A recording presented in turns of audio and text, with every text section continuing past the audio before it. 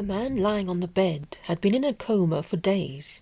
Overzealous bloodletting by the physicians, coupled with the rheumatic fever, took their toll, and on April the 19th, during a mighty electrical storm, Lord George Byron passed into the land of fable, legends and heroes, immortalised by his poetry and worshipped throughout Greece for his part in the battle for independence.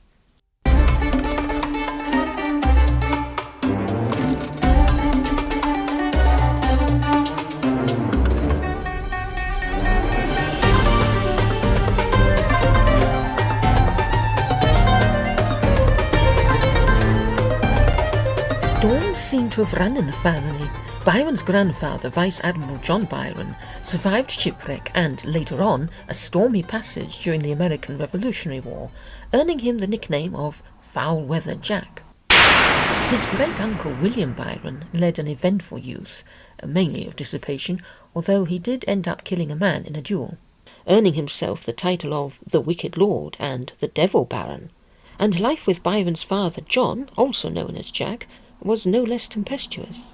A profligate widower with expensive tastes and something of an adventurer, he left his second wife and son George for France, where he died in exile in 1791 of a wasting disease at the tender age of 36. George, ever precocious, came into the baronetcy at age 10 and fell violently in love with his cousin Margaret Parker a couple of years later, sustaining an ebullition of passion for her which led to his first dash into poetry. A lord at 10, a lover and poet at 12, and published in his teens, he certainly packed it in early. After all, life was short and full of discovery.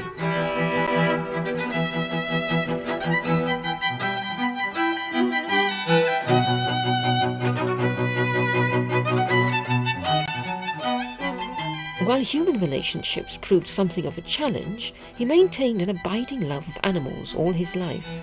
His truest friend might be said to be his dog, Boatswain, whom he nursed through rabies, and to whom he dedicated a tombstone and a poem, the closing lines of which may be quite telling. Ye who behold perchance this simple urn, pass on, it honours none you wish to mourn. To mark a friend's remains these stones arise. I never knew but one, and here he lies. His love for animals, as with everything else, manifested early. When studying at Cambridge, he kept a tame bear, in direct protest at the rule forbidding dogs. There was nothing in the rules against bears being kept, and so he kept one, taking him afterwards to his estate to keep company with his tame wolf.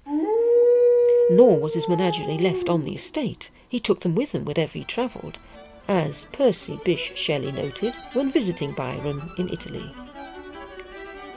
Lord B.'s establishment consists, besides servants, of 10 horses, 8 enormous dogs, 3 monkeys, 5 cats, an eagle, a crow, and a falcon, and all these, except the horses, walk about the house, which every now and then resounds with their unarbitrated quarrels, as if they were the masters of it.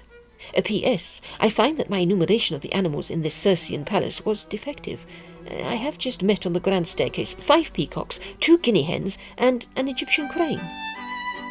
Percy Bysshe Shelley, 1821.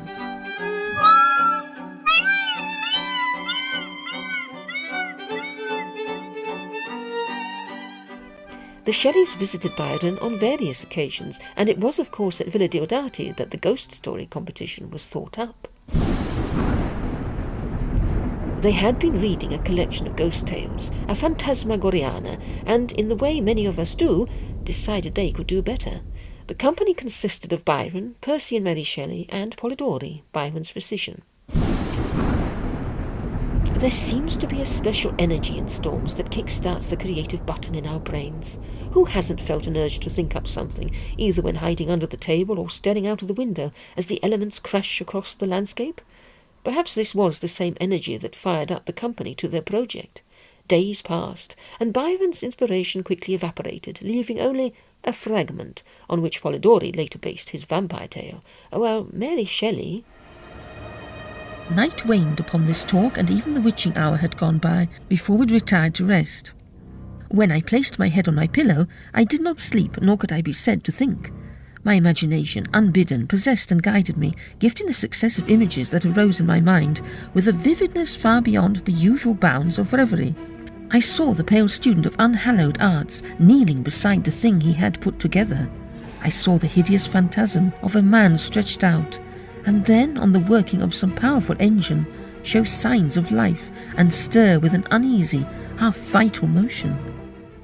Mary Shelley, from her Introduction to Frankenstein, 1831 edition.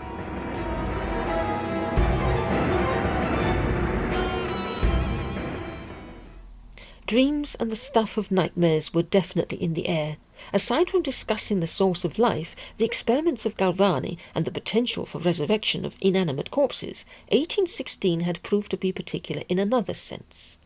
It was the year without a summer. I had a dream which was not all a dream. The bright sun was extinguished, and the stars did wander darkling in the eternal space, rayless and pathless, and the icy earth swung blind and blackening in the moonless air. Morn came and brought no day, and men forgot their passions in the dread of this their desolation, and all hearts were chilled into a selfish prayer for light. The volcanic eruption of Mount Tambora in 1815 had far-reaching repercussions. Long dormant on the Isle of Sumbawa near Bali, it suddenly decided to blow its top in April of that year. We have had one of the most tremendous eruptions of the mountain Tombero that ever perhaps took place in any part of the world. This mountain is situated on the island of Sumbawa and is distant from Batavia not less than 850 miles. We heard the explosions here distinctly and had some of the ashes. It was totally dark at Makassar long after the sun was up, and at noon at Surabaya the sun succeeded in enlightening the good folks so far as to allow them to see some yards of round. The ashes lay at Makassar, which is 250 miles. On the 5th of April, a firing of cannon was heard at Makassar. The sound appeared to come from the southward and continued at intervals all afternoon. During the night of the 11th, the firing was again heard, but much louder, and toward morning the reports were in quick succession, sometimes like 3 or 4 guns fired together, and so heavy that they shook the ship as they did the houses in the fort. The after effects lasted well into the summer of 1816. Across the northern hemisphere, temperatures plummeted, hail and snow fell, crops failed, with the papers in Europe and North America lamenting the miserable change in climate and subsequent famine. Dark, cold skies, snow and hailstorms in summer, famine, poor government, the observation of sunspots visible to the naked eye, and an alarming prophecy from a Bolognese astronomer that the sun would go out on the 18th of July. Was this the day of days? Was the end of the world nigh? Many seemed to think so. The prophecy gave rise to alarm and despondency across Europe, with people falling into comas or whole crowds rushing out to the street to kneel and pray. Some lay down and hid their eyes and wept, and some did rest their chins upon their clenched hands and smiled. And others hurried to and fro and fed their funeral pyres with fuel, and looked up with mad disquietude on the dull sky and the pall of a past world, and then again with curses cast them down upon the dust, and gnashed their teeth and howled. Stormy weather indeed. Darkness is a poem that illustrates a dying sun, extraneous to mankind, oblivious to whether humanity has behaved itself or not. Was Byron really describing an actual dream or nightmare that he had had? Was it the result of an extreme bout of depression and bad weather? The opening line, "I had a dream which was not all a dream," is suggestive. Did he awake from a dream to find that in a sense it continued? Did he write it in a waking trance? Time went on, and the world did not come to an end. Byron left Villa Diodati and travelled through Italy. In 1823, grown weary of Genoa, he was approached by representatives of the Greek movement for independence from the Ottoman Empire, and on the 16th of July, Byron set sail for Kefalonia.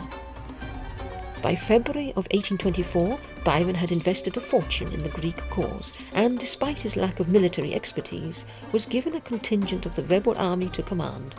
An attack was planned on Lepanto, a fortress in the hands of the Turks. Before the expedition could begin, Byron was caught in heavy rain while riding.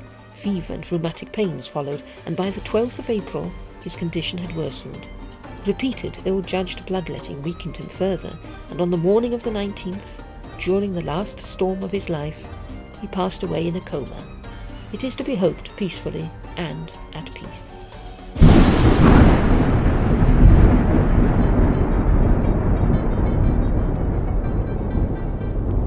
But I have lived, and have not lived in vain. My mind may lose its force, my blood its fire, and my frame perish even in conquering pain. But there is that within me which shall tire torture and time, and breathe when I expire.